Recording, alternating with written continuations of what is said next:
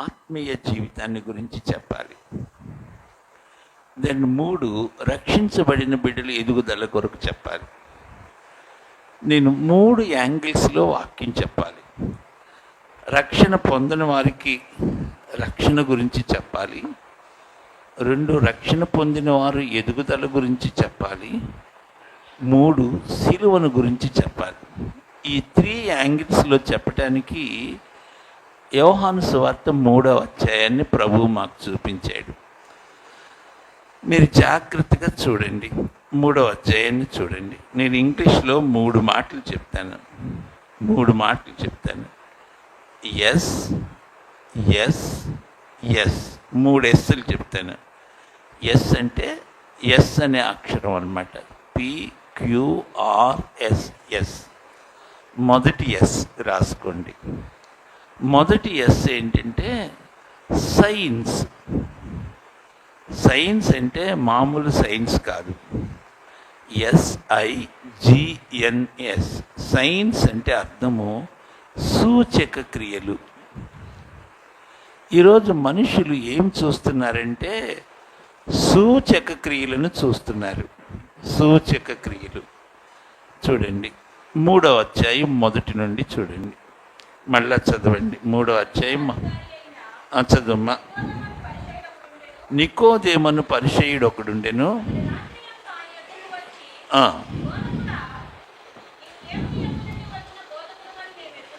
చదువమ్మా.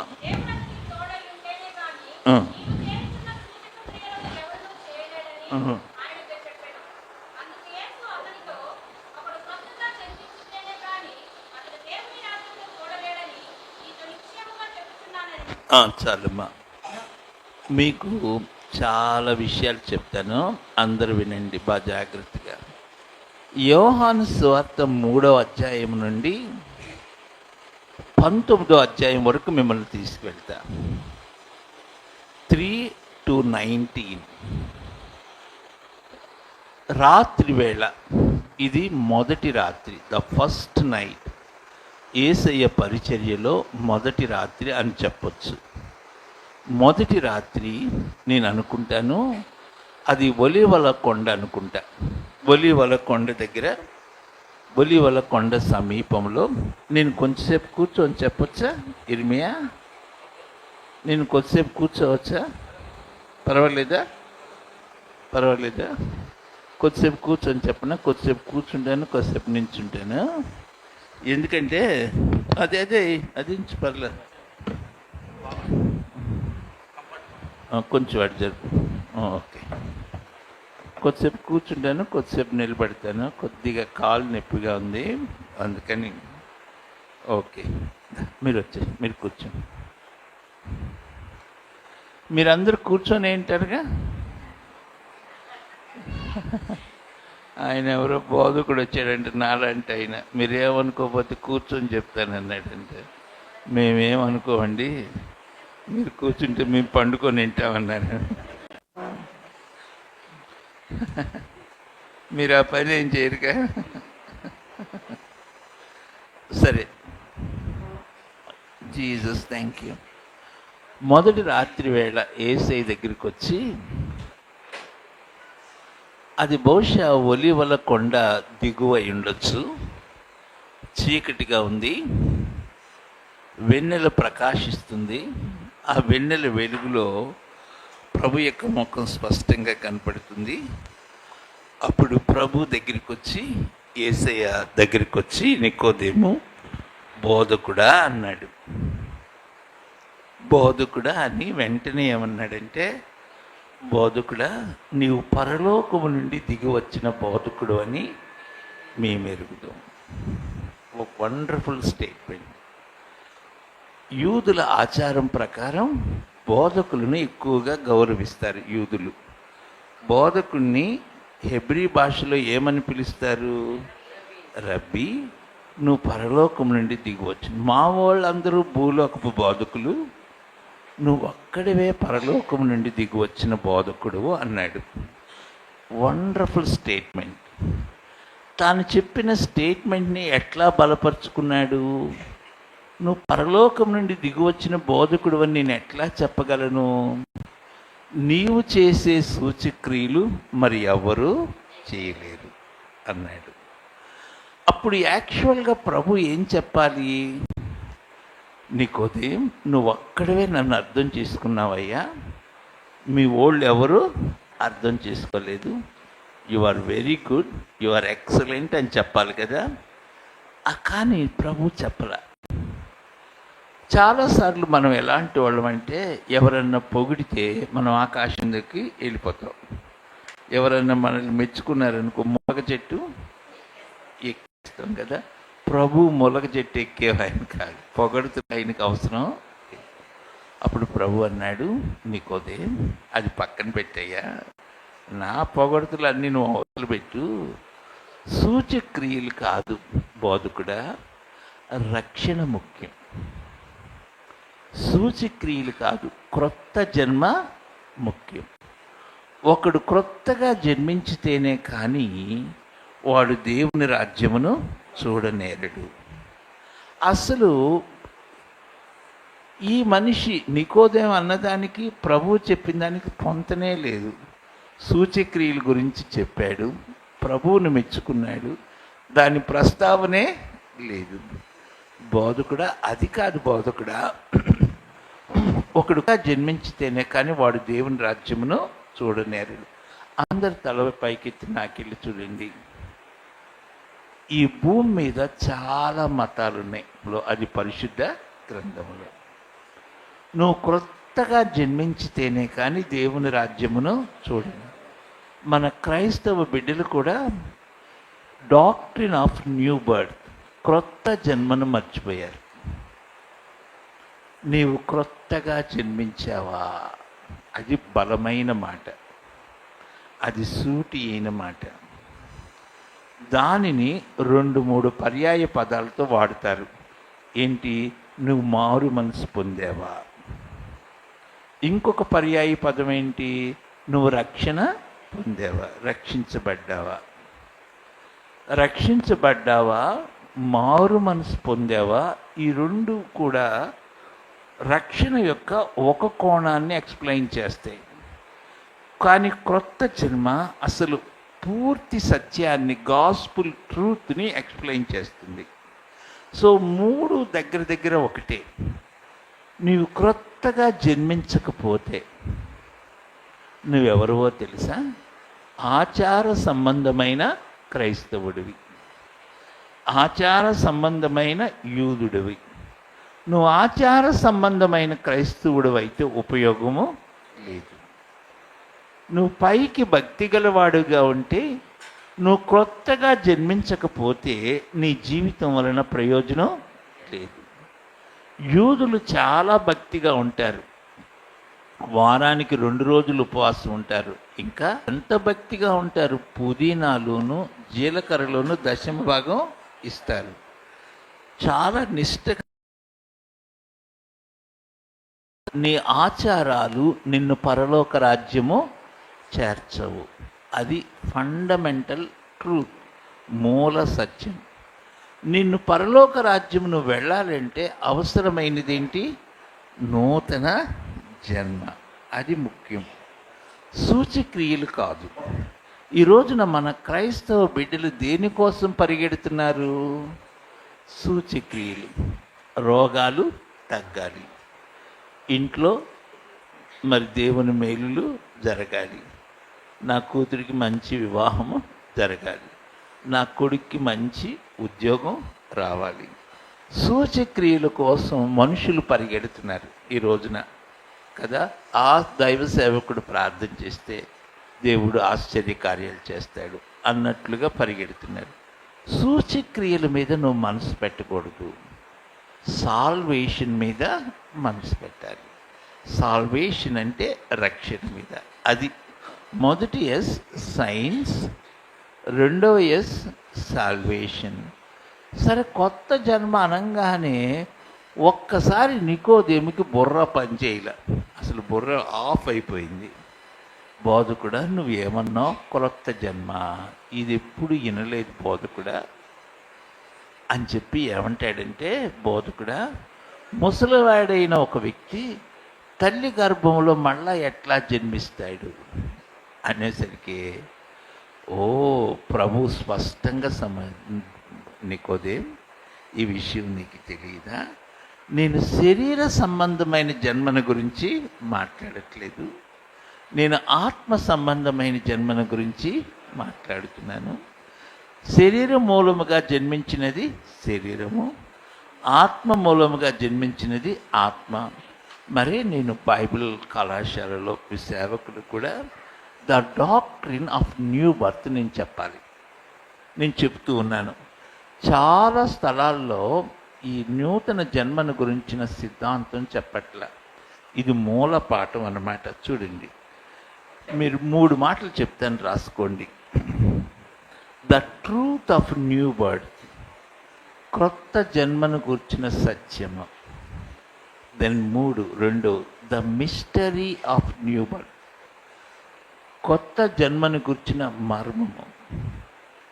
Then మూడవది the nature of true birth, క్రొత్త జన్మ యొక్క స్వభావము. అసలు క్రొత్త జన్మను గుర్చిన ఫండమెంటల్ అంతా ఇక్కడే చెప్పేశాడు ఆయన. 3-4 వచనాల్లో all the fundamentals about the new birth అంతా చెప్పేశాడు. నూతన సృష్టి, నూతన జన్మ, నూతన భూమి, నూతన ఆకాశం చాలా మనం చూస్తాం. ఒక వ్యక్తి ఆత్మ మూలముగా జన్మించాలి అనంగానే నికోదేమికి అసలు ఏమి బుర్రకి అందలేదు. ఏమిటి ప్రభువా ఈ కొత్త జన్మ అంటున్నావు అంటే, శరీర మూలముగా జన్మించినది శరీరము, ఆత్మ మూలముగా జన్మించింది. ఆ మాట కూడా అర్థం కాల. ఇప్పుడు మళ్ళీ ప్రభు అన్నాడు, ఒక వ్యక్తి నీటి మూలముగాను ఆత్మ మూలముగాను జన్మించితేనే కానీ దేవుని రాజ్యంలో ప్రవేశం. నీటి మూలముగా జన్మించటం ఏంటి? ఇది మళ్ళా నికోదేమికి అర్థం కాల. అర్థం కాకపోయి అట్లాగే చూస్తున్నాడు. తెల్ల ముఖం అంటారు కదా, తెల్ల ముఖం వేసుకొని చూస్తున్నాడు. అప్పుడు ప్రభు అన్నాడు, నికోదేం, ఒక విషయం చెప్తాను విను. గాలి ఎక్కడి నుంచి వస్తుందో నీకు ఎటు నుంచి వస్తుందో తెలీదు, ఎటు వెళ్తుందో తెలీదు, కానీ ఆ గాలిని నువ్వు ఫీల్ అవ్వగలవు.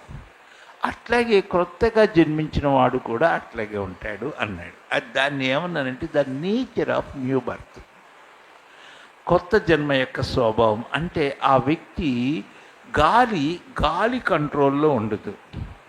గాలి ఎవరి కంట్రోల్లో ఉంటుంది? Very good. అట్లాగే క్రొత్తగా జన్మించిన వ్యక్తి కూడా తన కంట్రోల్లో ఉండడు, దేవుని కంట్రోల్లో ఉంటాడు. అది చెప్పాడు. అది చెప్పేసరికి ఆ బుర్ర అస్సలు తిరిగిపోయి అన్నాడు, ఇది ఎలాగూ సాధ్యము అన్నాడు. ఇంగ్లీష్లో ఏమన్నారంటే, how these things can be possible, ఇది ఎట్లా సాధ్యము అంటే ప్రభు అన్నాడు, నువ్వు ఇశ్రాయేలుకు బోధకుడివై ఉండి ఇది నీకు తెలియదా అన్నాడు. అని అక్కడ ఒక స్టోరీ చెప్తాడు. అది నా యొక్క వాక్యం. ఆ స్టోరీ నేను మీకు చెప్తాను. ఈ సంగతులు ఎలాగూ సాధ్యము, ఇది నా యొక్క వాక్యం. ఓకే, చెప్పేసైనా ఇక్కడ నేను మీకు నూతన జన్మ ఎట్లా సాధ్యము, ఇది ఎట్లా సాధ్యం, 7 అసాధ్యమైనవి చెప్తాను మీకు. ఈ దేవుని పరిశుద్ధ గ్రంథం ఏంటంటే అసాధ్యములు గ్రంథము. అసాధ్యమైనవి ఎట్లా సాధ్యము, ఇది నా యొక్క మెయిన్ పాయింట్. ఇది నా రీసెర్చ్ అన్నమాట. చెప్తాను 7 అసాధ్యమైనవి చెప్తాను. 9వ అధ్యాయం లేక యోబు గ్రంథంలోకి రండి. యోబు గ్రంథం 14వ అధ్యాయం. జాగ్రత్తగా వాక్యాన్ని చూడండి. మీరు ఏం చేయాలంటే వాక్యం వినకూడదు, వాక్యమును ఆలకించాలి, వాక్యమును విని ఆలోచించాలి. ఇది చెప్తాను. నేను ఆలోచింపచేసేటట్లుగా మిమ్మల్ని వాక్యంలోకి నడిపిస్తాను. చూడండి 14వ అధ్యాయం మొదటి వచనం నుండి పెద్దగా చదవాలమ్మా.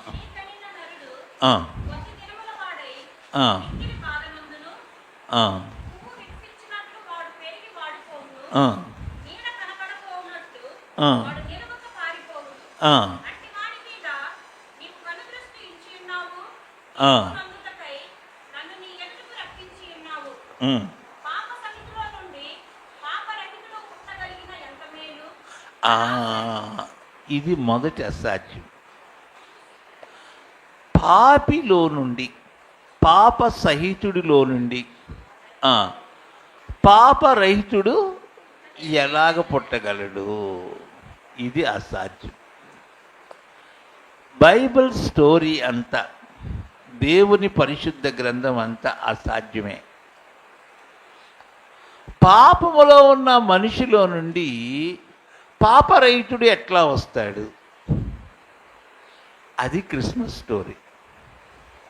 పాపి అయిన మనుషునిలో నుండి పాపము లేని రక్షకుడు ఈ లోకానికి వచ్చాడు. ఇది మొదటి అసాధ్యమైన ప్రశ్న. పాపి అయిన మనిషిలో నుండి పాపరహితుడు ఎట్లా వస్తాడు?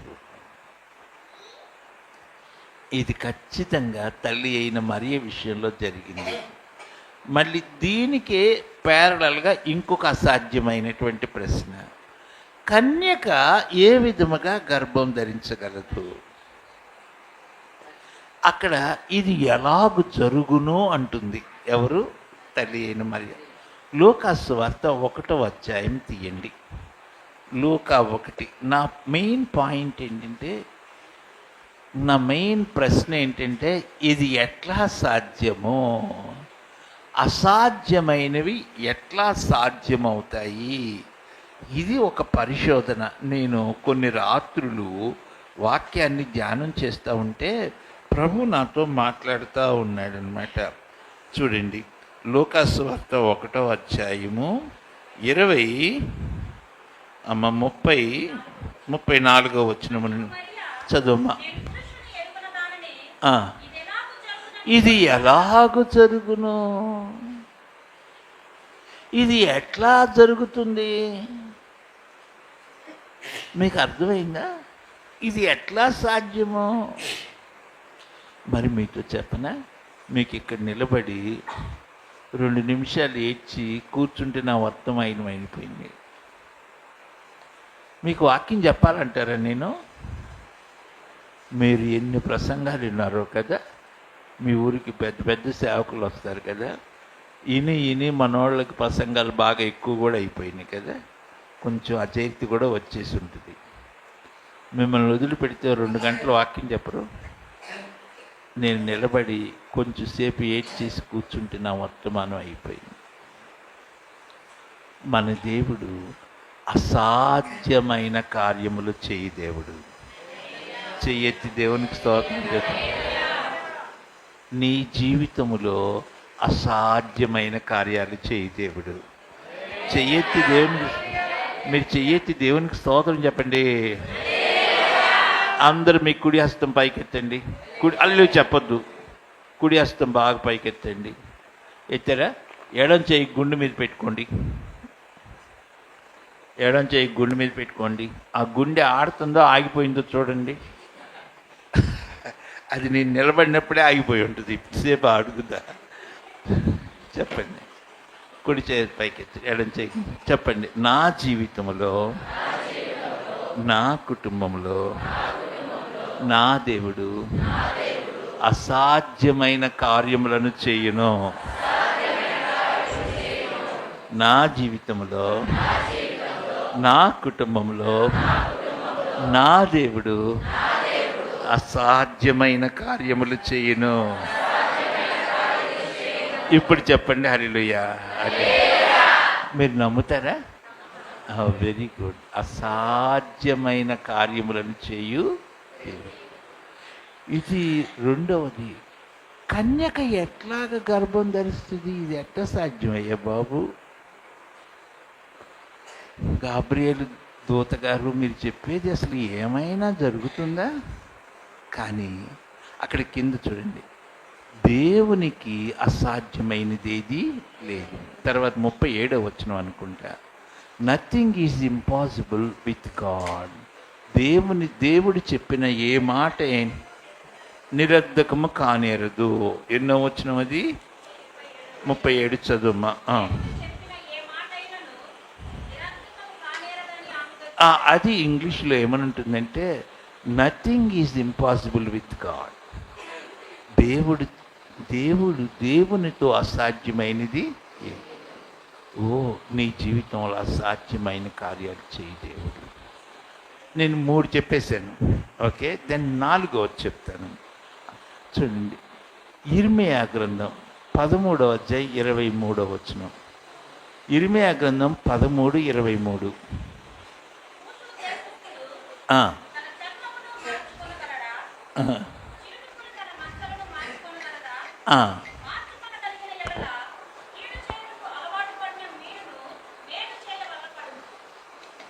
అసలు ఈ వచనం చదువుతుంటేనే భయం వేస్తుంది కదా. కూష్ దేశస్థుడు అంటే ఎట్లా ఉంటాడు?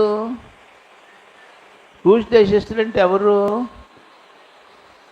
ఎవరు? మీరు నాకెళ్ళి అట్టగా కోపంగా చూస్తున్నారు. కూష్ దేశస్థుడు అంటే ఎవరు?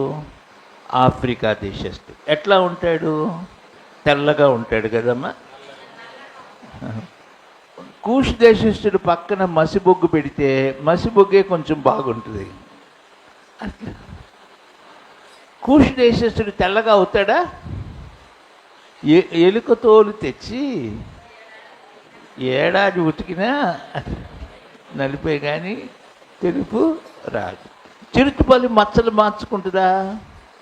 పాపానికి అలవాటు పడిన మనిషి పరిశుద్ధుడు కాగలడా? చెప్పండి అమ్మా. కాలేడు. పీపాలు తాగేవాడు మారగలడా? ఘోరమైన పాపాలు చేసే ఈ మనిషి మారగలడా? మాట్లాడింది. అది 3వ ప్రశ్న, క్వశ్చన్ ఆఫ్ చేంజ్. నేను ఒక్కొక్క ప్రశ్నను గురించి ధ్యానం చేస్తున్నాను. మార్పును గూర్చిన ప్రశ్న. మీలో పెద్ద ప్రశ్న ఉందా? నా జీవితం మారగలదా? తాగుడికి అలవాటు పడిపోయిన నేను మారగలనా? Do you have question? చెడు పనులకు అలవాటు పడిన మనిషి నేను మారుతానా? ఇది ఎన్నో ప్రశ్న. మాట్లాడింది ఎన్ని? 2 ప్రశ్నలు కదమ్మా, 4. గర్భం ధరించి బిడ్డను కనగలదా? 3వ ప్రశ్న. 4వ ప్రశ్న, పాపి అయిన మనిషి పరిశుద్ధుడు కాగలడా? 4వ ప్రశ్న. 5వ ప్రశ్న చూడండి. 5వ ప్రశ్న వచ్చి ఆదికాండము 18వ అధ్యాయము 11వ వచనం. ఆదికాండం 18:11. 10వ వచనం కూడా చదువమ్మా.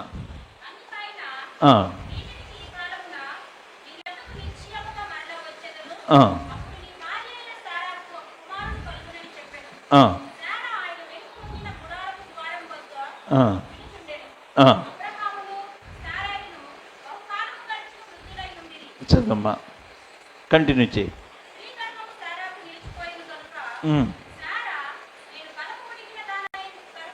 నేను బలం ఉడికిన దానినైన తర్వాత నాకు సుఖం కలుగునా?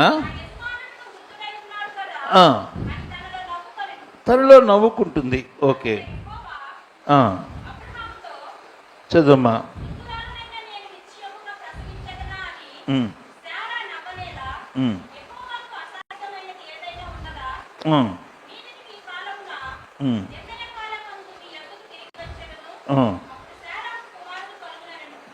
అది చాలా అద్భుతమైనటువంటి మాట. ఇది ఏంటి? చాలా అద్భుతం. ఓకే, వృద్ధురాలైన నేను ప్రసవించగలిగినా? వృద్ధురాలైనటువంటి అబ్రహామునకు సంతానము కలదా? ఇది ఎన్నో ప్రశ్న? 5వ ప్రశ్న. ఇది సాధ్యమవుతుందా? అక్కడ ప్రభు చెప్పినటువంటి మాట, యెహోవాకు అసాధ్యమైనది ఏదైనా కలదా? యెహోవాకు అసాధ్యమైనది ఏదీ లేదు. చాలా అద్భుతమైనటువంటి వచనం. యెహోవాకు అసాధ్యమైనది లేదు.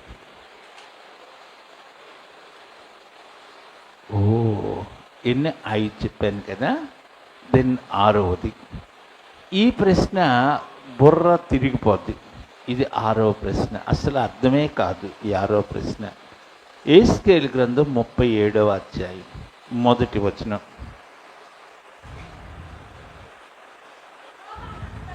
చదమ్మా, చదమ్మా, చదమ్మా, చదమ్మా.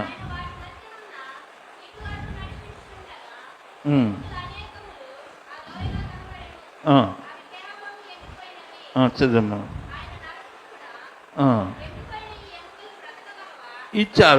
ఇది అద్భుతమైన ప్రశ్న.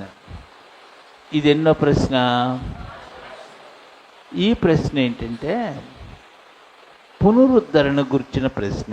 Question of restoration. అటువంటి మనిషి తిరిగి మళ్ళీ మామూలుగా కాగలడా?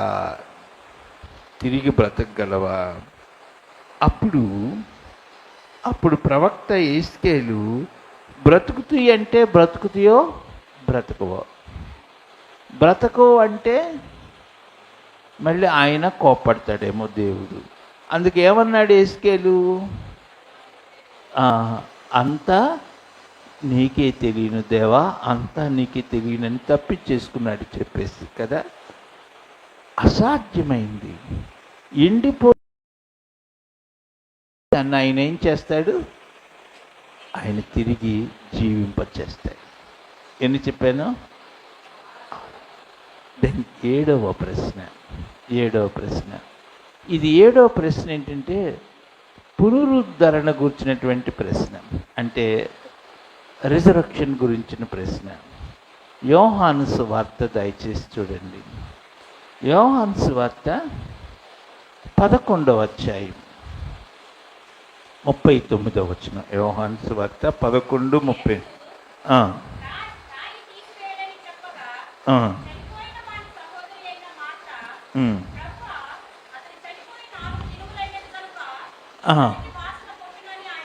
చూడండి, చనిపోయిన మనిషి చనిపోయి ఎన్ని రోజులు అవుతుంది? ఆ మనిషి ఎట్లా బతుకుతాడు? ఆ మనిషికి జీవం ఎలా వస్తుంది? అప్పుడు ప్రభు ఏమంటున్నాడో తెలుసా? నీవు నమ్మిన ఎడల దేవుని మహిమను చూతువు, దేవునికి అసాధ్యమైంది ఏది? ఇది 7వ ప్రశ్న. పునరుద్ధానమును గుర్చిన ప్రశ్న. చచ్చిపోయిన మనిషి ఎట్లా బ్రతకగలడు? ఇది ఎట్లా సాధ్యమో? యేసయ్య ఈ లోకానికి ఎందుకు వచ్చాడో తెలుసా? అసాధ్యమైనవి సాధ్యం చేయటానికి వచ్చాడు. అది రాత్రి దేవుడు నాకు ఇచ్చిన వాక్యము. ఓ మనిషి, మన జీవితంలో అసాధ్యమైనవి చేయటానికి వచ్చాడు. నేను వర్తమానం యొక్క ఒక కోణం చెప్పాను, నేను మరొక కోణం చెప్పాలి. ఇది చాలా ప్రాముఖ్యమైనటువంటిది, చాలా ప్రాముఖ్యమైనది. ఇది నేను మీతో చెప్పాలి. వర్తమానం యొక్క ఒక కోణం చెప్పాను. అసాధ్యమైనవి ఎట్లా సాధ్యమవుతుంది? నేను మీకు ఇది క్లియర్గా చెప్పడానికి ఒక ప్రాముఖ్యమైనటువంటి అంశంలోకి తీసుకువెళ్తాను. మళ్ళా యోహాను సువార్తకు రండి. 3వ అధ్యాయం 9వ వచనం. 3:9.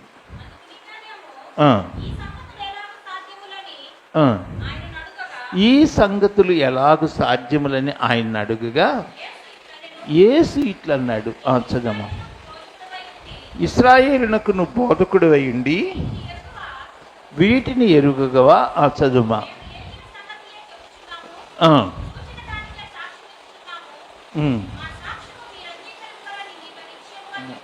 చదువమ్మా.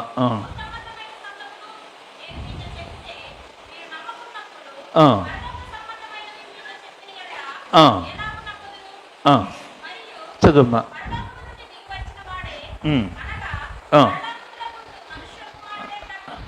చదువమ్మా. ఆ, ఇప్పుడు ఏం చేశాడంటే ప్రభు ఒక పాత నిబంధనలో ఒక స్టోరీని చెప్తున్నాడు. ఒక అద్భుతమైన స్టోరీ. నికోదేము ఎవరు? మాట్లాడండి యూదుల ధర్మశాస్త్రోపదేశకుడు, బోధకుడు కదా. బోధకుడా, నేను ఒక ప్రశ్న అడుగుతాను అన్నాడు యేసయ్య. ఈ సంగతులు ఎలా సాధ్యములో అన్నాడు కదా. మరే ఒక టీచింగ్ టెక్నాలజీ ఏంటంటే ప్రశ్నకు ప్రశ్నతోనే జవాబు చెప్పటం అన్నమాట. అది విషయం. ప్రశ్నకు ప్రశ్నతోనే ప్రభు జవాబు చెప్తున్నాడు. నికోదేం, అరణ్యములో చాలామంది ఇశ్రాయేలీయులు చనిపోతున్నారు కదా, పాము కరిచి చచ్చిపోతూ ఉంటే అప్పుడు దేవుడు ఏం చెప్పాడు మోషేకి అన్నాడు. ఏం చెప్పాడు? ఆ సర్పం లాంటి సర్పం ఇత్తడితో చేసి దాన్ని స్తంభం మీద పెట్టి పైకెత్తమన్నాడు అని చెప్పాడు. బాగుంది. ఆ సర్పము కాటు తిరిగినవాడు ఆ సర్పాన్ని, ఎత్తబడిన సర్పాన్ని చూస్తే ఏమవుతుంది? బతుకుతాడు అని చెప్పాడు కదా. చూడండి, సంఖ్యాకాండంలోనికి వద్దాం. ఇది నా మెయిన్ మెసేజ్ అన్నమాట. సంఖ్యాకాండం 22వ అధ్యాయం.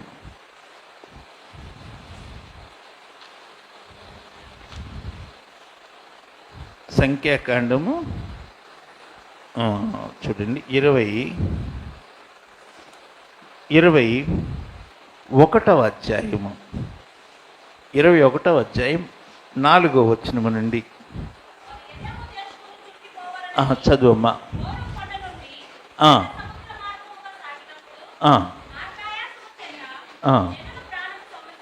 జనుల ప్రాణం సొమ్మసిల్లింది. చదువమ్మా.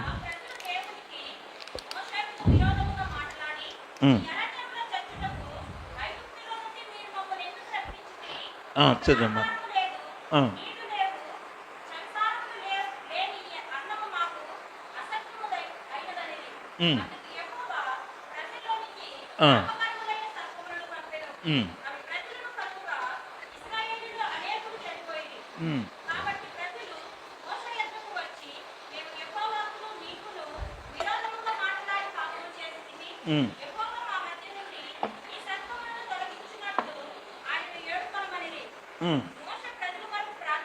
మోషే ప్రజల కొరకు ప్రార్థన చేయగా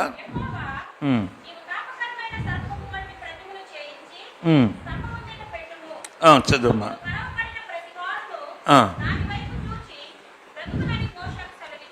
మీరేమని అనుకోండి, ఈ వాక్యం అస్సలు నాకు అర్థమే కాల. సర్పాలు వచ్చి ఏం చేస్తున్నాయి? ఇశ్రాయేలీయులు ఏం చేస్తున్నాయి? మాట్లాడండి. కాటేస్తున్నాయి. అందరూ ఏమైపోతున్నారు? ఒక్క సర్పం చంపారనుకో 10 సర్పాలు పుట్టుకుంటా వస్తున్నాయి. చాలామంది సర్పము, పాము అనండి, అందరూ పెద్దగా అనండి. పాము అనండి. పాముకి మధ్యలో ఇంకో పా పెట్టండి. పాపము. పాము యొక్క విషయం ఏంటంటే పాపమే. ఈ పాము కాటేసినప్పుడు మనిషిలోనికి విషయం వెళ్ళింది. ఇక్కడ ఏం చెప్తుందంటే పాపం వలన వచ్చే జీతము, అందరూ చచ్చిపోతున్నారు. ఓకే, ఆ సర్పం లాంటి సర్పాన్ని ఏం చేయమంటున్నాడు దేవుడు? ఇత్తడితో చేసి స్తంభం మీద నిలబెట్టమన్నాడు. ఇప్పుడు సర్పము కాటు తిన్న వాళ్ళు ఏం చేయాలి? ఆ ఎత్తబడిన సర్పాన్ని చూడాలి. ఎత్తబడిన సర్పం వైపు చూస్తుంటే ఏం జరుగుతుంది? ఎక్కిన విషయం దిగిపోవటం మొదలు పెడుతుంది. అది ఎట్లా జరుగుతుంది? ఎత్తబడిన సర్పం చూడటం ఏంటి? ఇది అర్థం కాదు. మీకు చెప్తాను వినండి. ఈ సర్పము, ఎత్తబడిన సర్పము ఎవరికి గుర్తుగా ఉంది? యోహాను సువార్త 3వ అధ్యాయం ప్రకారము 14వ వచనం మళ్ళా చదువమ్మా. యోహాను 3:14.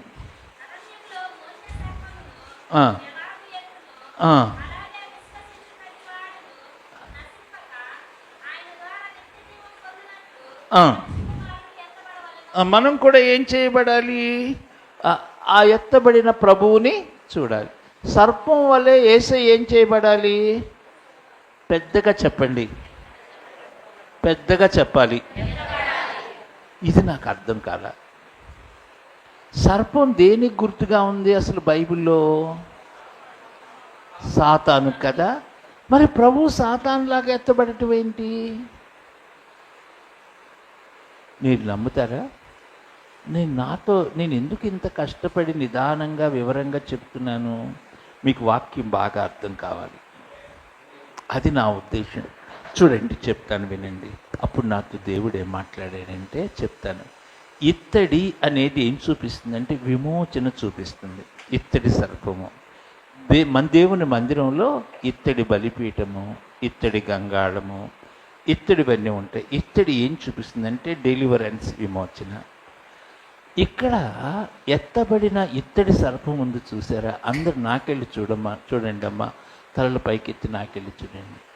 యేసయ్య మనందరి కొరకు ఆయన పాపముగా మారిపోయాడు. దేవునికి స్తోత్రం చెప్పండి. యేసయ్య మన కోసం ఏమైపోయాడు? పాపి కాదు, ఏమైపోయాడు? పాపం. ఇప్పుడు యేసయ్య మన పాపాలు తీసివేశాడా? మన పాపాలు ఆయన మీద వేసుకున్నాడా? అది విషయం. మన పాపాలు తీసివేయటం కాదు చేసింది. బాప్తిసం ఇచ్చే యోహాను యేసయ్యని ఎట్లా పరిచయం చేసాడో తెలుసా? ఇదిగో లోక పాపములను మోసుకొని పోవు దేవుని గొర్రెపిల్ల. ఆయన సిలువలో మన కొరకు పాపముగా అయిపోయాడు. అది ఘోరమైన విషయం. మీరు ఈ 40 దినాల శ్రమలు కాలాన్ని జ్ఞాపకం చేసుకున్నారా? విషయం ఏంటో తెలుసా? ఇది నేను మీకు చెప్పాలి. యేసయ్య సిలువలో 4 రీతులుగా అయిపోయాడు. మొదటిది పాపం అయిపోయాడు. మన పాపాలన్నీ ఆయన మీద తీసుకొని ఏమైపోయాడు? చూడండి, కొరింథీయులకు రాసిన 2వ పత్రిక 5:20. కొరింథీయులకు రాసిన 2వ పత్రిక 5:20. చదువమ్మా.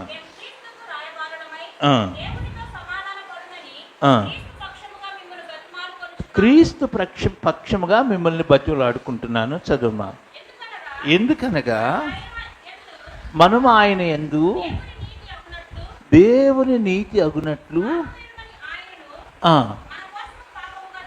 మన కోసం పాపముగా అయ్యాడు. ఇది మొదటి సత్యం. మరే అందరు నాకెళ్ళి చూడండి, తలకాయ పైకి ఎత్తండి. సిలువ రహస్యం మీతో చెప్పాను. మన పాపమంతా ఆయన తీసుకొని ఆయన పరిశుద్ధత అంతా మనకిచ్చేసాడు. దేవునికి స్తోత్రం చెప్పండి. అది రహస్యం. ఆయన ఎత్తబడకపోతే మనిషికి రక్షణ లేదు. ఆయన ఎత్తబడకపోతే మనిషికి విమోచన లేదు. ఆయన సిలువ వేయబడకపోతే మనిషి రక్షణ పొందలేడు. నేను మీకు చాలా విషయాలు చెప్పాలి. మన సహోదరులకు, అన్యులైన మన సహోదరులకు సిలువ అంటే అర్థం కాదు. ఈ రోజున సేవకులు వీధుల్లో సువార్త చెప్తుంటే కొడుతున్నారు, బైబిల్ లాక్కుంటున్నారు, కాల్ చేస్తున్నారు. వాళ్ళు ఏమంటున్నారు తెలుసా? మీకేమన్నా పిచ్చా? ఆయన ఎప్పుడో 2000 సంవత్సరాల క్రితం చచ్చిపోతే ఇప్పుడు మనకి రక్షణ ఏంటి? ఆయన సిలువ మీద కొడుతుంటే, రక్తం కారుతుంటే ఆయన తన్ను తాను రక్షించుకోలేకపోయాడు, మనకేం రక్షణ ఇస్తాడు అని దుర్భాషలు ఆడుతున్నారు దేవుని సేవకులు. అవునా? am I correct? ఎందుకో తెలుసా? వాళ్ళకే ఈ సత్యం తెలియదు. మనిషికి పాప విమోచన రావాలి అంటే సిలువలో ఆయన వధించబడాల్సిందే. అసాధ్యమైనవి సాధ్యమయ్యే స్థలం ఒకటి, అది సిలువ యొద్దే. దేవునికి స్తోత్రం. సిలువ యొద్ద అసాధ్యమైనది అంటూ ఏది? భయంకరమైన పాపి పరిశుద్ధుడు ఎక్కడ కాగలడు? సిలువ యొద్దే. ఘోరమైన పాపి ఎట్లా కాగలడు? మీరు ఏమన్నా అనుకోండి, ఇది అసలు అర్థమే కాదు. పరిశుద్ధుడైన ప్రభు పాపిగా, పాపముగా ఎట్లా అయిపోయాడు? నికోదేముకి అర్థం కాలా.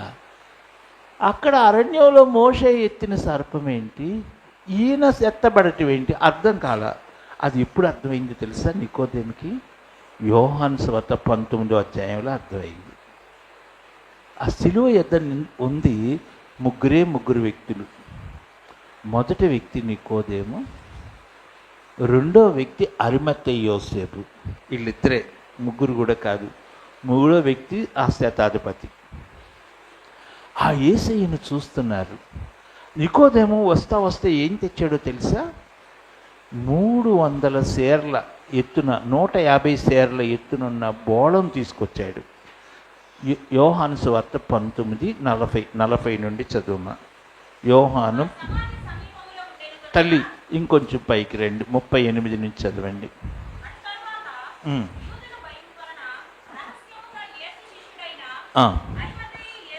అరిమత్తయి యోసేపు చదువుమా.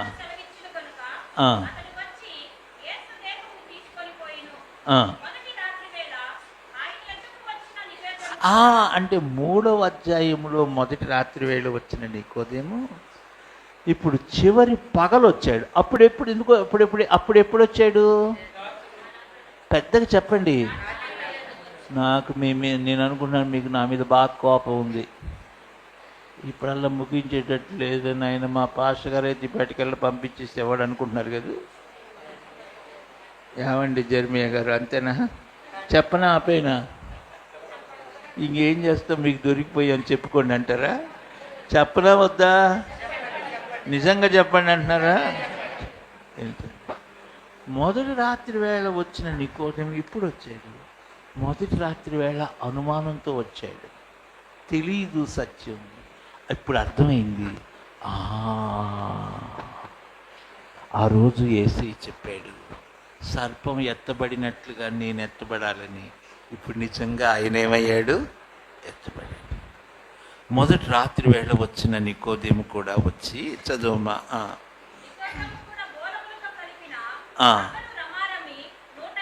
నాకు ఇది అసలు అర్థమే కావట్లా. 150 సేర్లు అంటే ఎంతో తెలుసా? 300 లీటర్స్. ఒక్క సేరు 2 లీటర్స్. విలువైన సువాసన కలిగిన అత్తరు బోళము తీసుకొని వచ్చాడు. ఎందుకు? మొదటి రాత్రి భయంగా వచ్చాడు, యూదులు వెలేస్తారేమో అని. ఇప్పుడు చివరి రాత్రి ధైర్యంగా వచ్చాడు. ఎలివేసినా పర్వాలేదు, నాకెవరు కావాలి? యేసు కావాలి. ఆయన ఎత్తబడ్డాడు, నా కోసం ఎత్తబడ్డాడు. నేను 4 మాటలు చెప్తాను. ఆయన మన కోసం ఏమయ్యాడు చెప్పండి? పాపమయ్యాడు. ఏమయ్యాడు? పెద్దగా చెప్పండి. పాపము. రెండవది మన కోసం ఏమయ్యాడో తెలుసా? గలతీ 3:14. గలతీ 3:14. గలతీ 3:14 చదువుమా.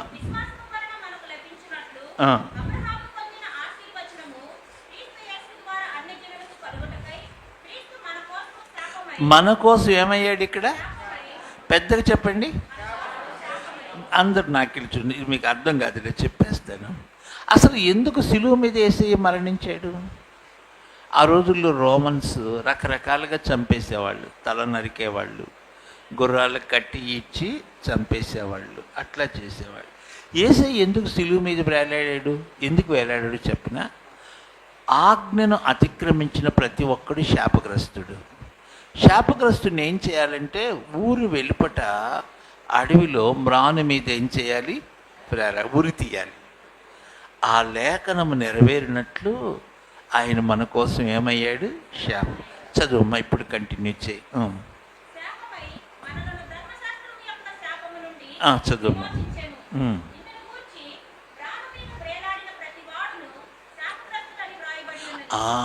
అందుకు ఆయన మొదటిది ఏమయ్యాడు? ఆయన 2. మూడవది ఏమయ్యాడు తెలుసా? 2 కొరింథీ 8:9. 2 కొరింథీ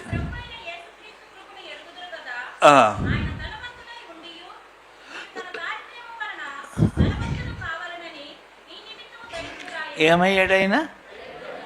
ఎందుకు? మనల్ని ధనవంతుడు కావాలి. ఇప్పుడు ఎవరైనా వస్తే అడుక్కునే వెళ్తే ఒక 100 రూపాయలు ఇస్తాం, ఇంకే కొంచెం ఎక్కువ ఇస్తారు డబ్బులు ఉన్నవాళ్ళు. కానీ దరిద్రులు అవుతారా? ప్రభు మన కోసం దరిద్రుడే. 4వది, ఆయన ఏమయ్యాడో చెప్పన, మన కోసం రోగి అయిపోయాడు.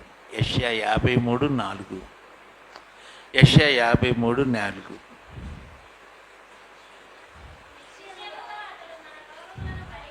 చదమ్మా.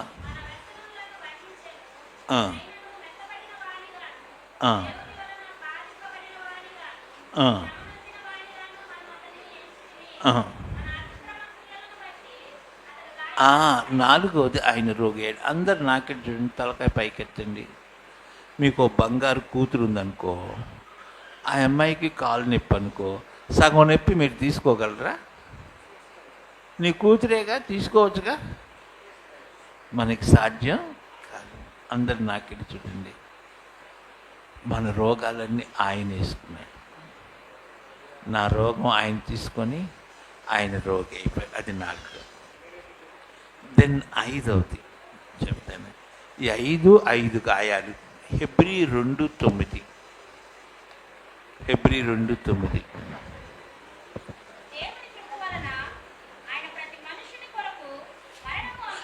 ఆయన మనందరి కోసం మరణించాడు. అది 9:5.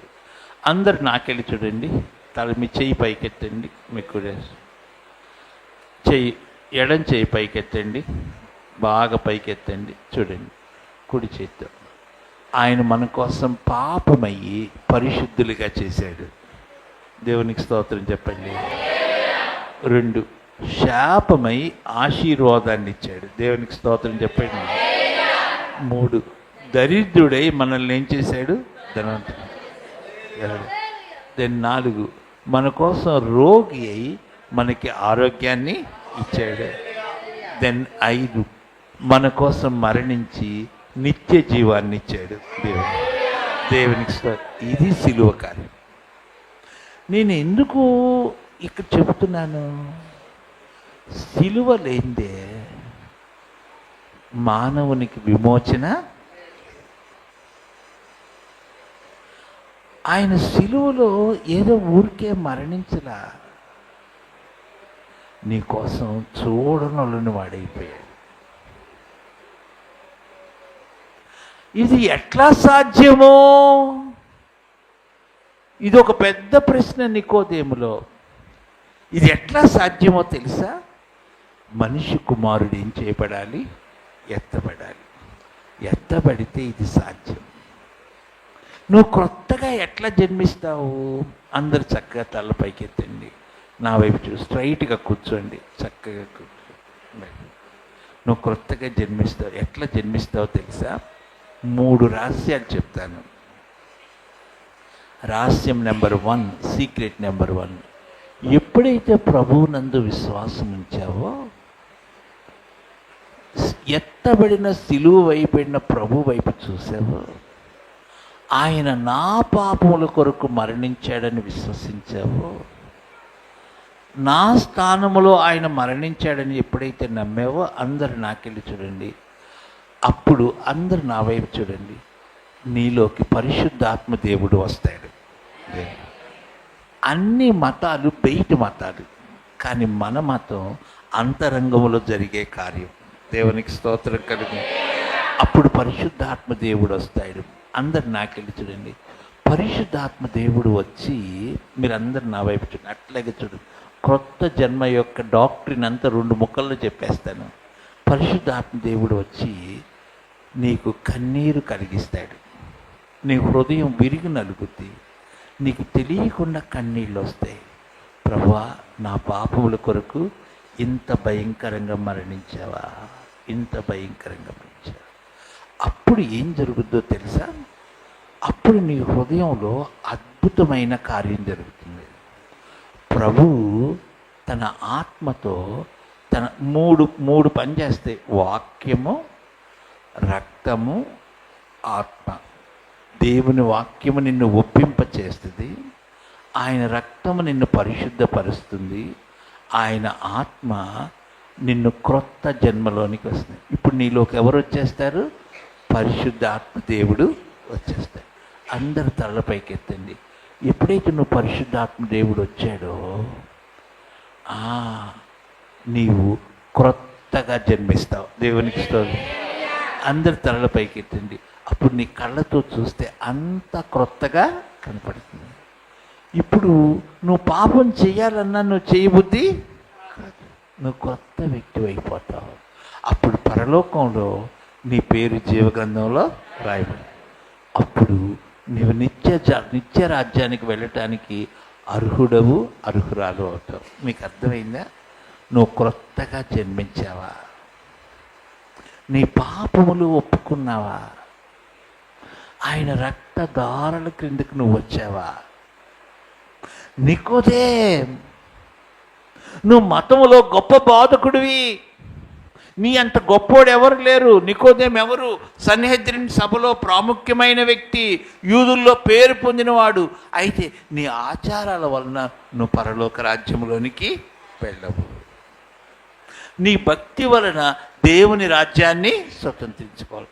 నువ్వు క్రొత్త జన్మ వలన, ఆ క్రొత్త జన్మ ఎక్కడ? అదిగో సిలువలో. ఆ సిలువ యొక్క నేను మొదటి ప్రశ్న నేను మీకు వేస్తున్నాను.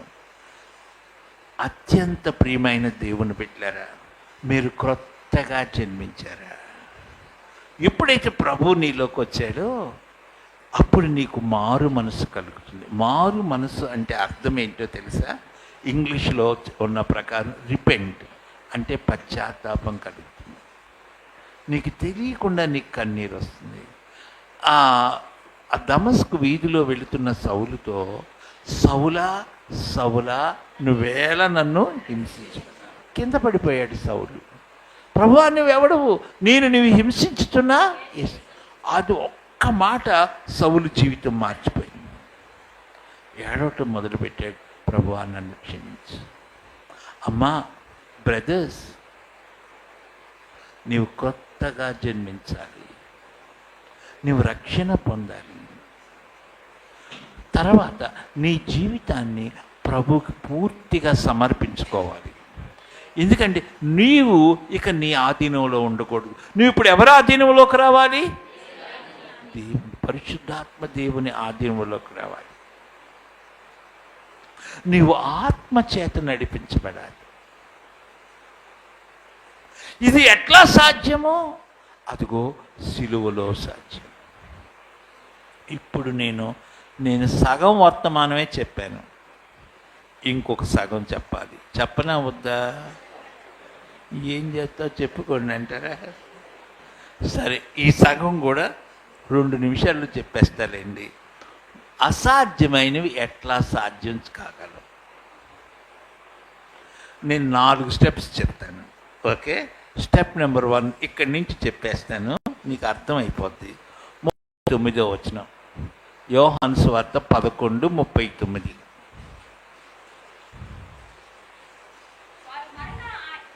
యోహాను 11:39.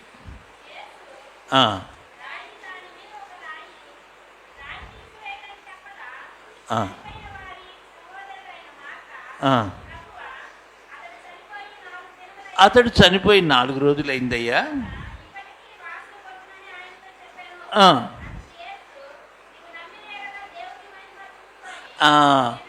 అందరు తలకాయ పైకెత్తండి, నాకు ఇది చూడండి. ఇప్పుడు రాయి తీసే పని ఎవరిది? చెప్పండి, బంగారు నోట్తో తెరిచి చెప్పండి. రాయి తీసే పని ఎవరిది? మాట్లాడండి. ఇర్మియా గారిదా లేకపోతే నాదా? రాయి తీసే పని ఎవరిది? మా అత్తది. 4 రోజులై కుళ్ళిపోయిన లాజరుని లేపే బాధ్యత ఎవరిది?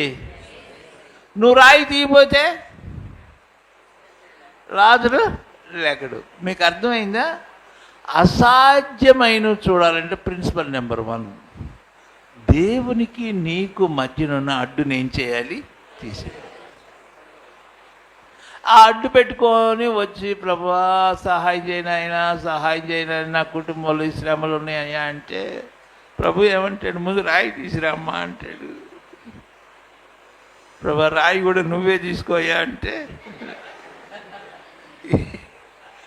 ఏమన్నా న్యాయమా? ఆడెవడు అంట, అరే నీ ముక్కులో చీముడు ఉందిరా అంటే, అదే చెట్టు తీసేనాయనా.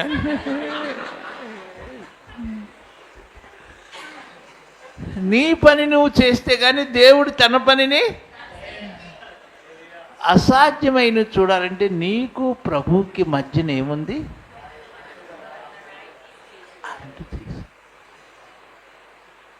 ఏ అవిధేయతుందో నాకు తెలియదు. నువ్వు ఇంట్లో మీరు అబద్ధం ఆడరు కదా, నా మీద మీకు బాగా కోపం వస్తుంది. మీరు ఎంతమంది నమ్మకంగా సీరియల్ చూస్తున్నారో చేయొద్దండి. కొంతమంది చూస్తున్నారా లేదా సీరియళ్ళు, సినిమాలు? మీరు సీరియల్ చూసి మోకరిస్తే ఏమొస్తుంది? సీరియల్ ఏమొస్తుంది? ప్రార్థన ఏడొస్తుంది? అవునా కాదా? ఇక్కడేం ప్రార్థన చేస్తావు, ఇంటికి వెళ్ళి నీ ప్రార్థన దేవుడు ఎలా వింటాడు? ఇక్కడేం ప్రార్థన చేస్తావు, ఇంటికి వెళ్ళి అయ్యగారితో బ్రహ్మాండంగా పోట్లాడతావు. ఎట్లా దేవుడు నీ ప్రార్థనకు జవాబిస్తాడు? మొదటిది, అసాధ్యమైన చూడాలంటే నీకు దేవునికి మధ్య ఉన్న అడ్డునేం చేయాలి? దెన్ రెండవది చాలా ముఖ్యం, మార్కు 9:29. వెనక నుంచి ముందుకు వస్తున్నారు. దెన్ మూడవది అసాధ్యమైన చూడండి, థర్డ్ ప్రిన్సిపల్. ఇక్కడే 23వ వచనం, 22 కూడా చూడండి.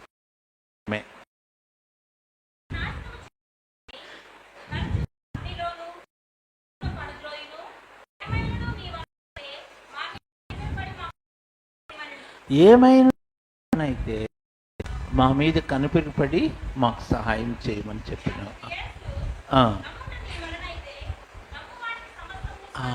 ఇది మూడో ప్రిన్సిపల్, చాలా ముఖ్యం. విశ్వాసం, ఫెయిత్. ప్రభువు మాట నమ్ము, దేవుని మాట నమ్ము. మీరు అబద్ధం ఆడుకుని చెప్పండి, మనం డాక్టర్ గారి మాట నమ్ముతామా, పాస్టర్ గారి మాట నమ్ముతామా? ఎవరు మాట్లాడట్లేదు? ఎవరు మాట నమ్ముతాం? పాస్టర్ గారి మాట. నిజంగా చెప్పండి, ఊరికే పై కట్టన్న ఎవరు మాట నమ్ముతారు? డాక్టర్ గారు అన్నారు బ్లడ్ రిపోర్ట్ అంతా కొంచెం తేడాగా ఉంది, కష్టం అన్నాడు అనుకో. పాస్ గారు వచ్చి అన్నాడు ఏం పర్వాలేదు అన్నాడు. ఎవరి మాట నమ్ముతాం? మాట కదా. మనం విశ్వాసులు అందామా, అవిశ్వాసులు అందామా? విశ్వాసులని పిలువబడే దేవుని కార్యాలు ఎట్లా చూస్తాం? దెన్ థర్డ్ ప్రిన్సిపల్ విశ్వాసం, ఫెయిత్. అసాధ్యమైన సాధ్యం కావాలి. దెన్ ఫోర్త్ ప్రిన్సిపల్ చాలా ముఖ్యం, అదేంటంటే పరిశుద్ధాత్మ దేవుడు, దేవుని ఆత్మతో నింపబడాలి. అసాధ్యమైనది ఏది? జకర్యా గ్రంథం 4:6. జకర్యా 4:6. జకర్యా 4:6.